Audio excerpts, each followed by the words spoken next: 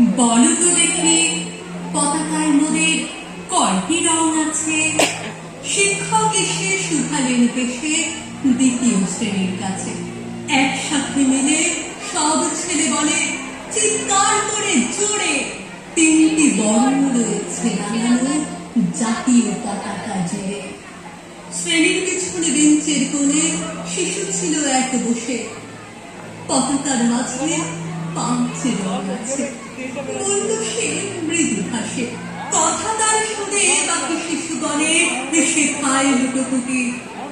শিক্ষক ডেকে বলেন ডেকে, বোঝাও কি করে পাঁচটি? মাথা নিচু করে ভয়ার্ত স্বরে সরল শিশুটি বলে, ওপরে গেরুয়া, মাঝখানে সাদা, সবুজ আছে তার তলে, আর আছে আঁকা গোলাকার চাকা, নীলে রং আছে এতে। শিক্ষক বলে এটিকে ধরলে তবুও হচ্ছে চারটে। অবদ্ধ শিশুটি বলল তখন, রং আছে আর এক। লাল লাল ছোপ দাগ দেখা যায় ওই পতাকার মাঝে। বাবাকে যখন আনলে ওরা কফিনের ঢাকা খুলে, চড়ানো রয়েছে দেহখানা তার পতাকা আর খুলে। রক্তের দাগে ছিল লাল ছোপ ওই পতাকার মাঝে।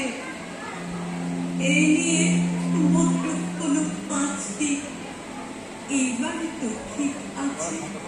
সরল শিশুটির জবাবখানে কাঁপিয়ে দিল বুক, অশ্রু এলো নয়ন ভরে, শুকনো হলো মুখ।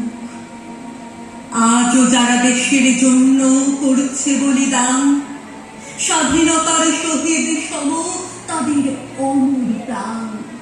হয়েছে স্বাধীন, পেরিয়ে গেছে ৭০টি বছর, দেশ বাঁচাতে যাচ্ছে যে প্রাণ, লাগছে কি তার খবর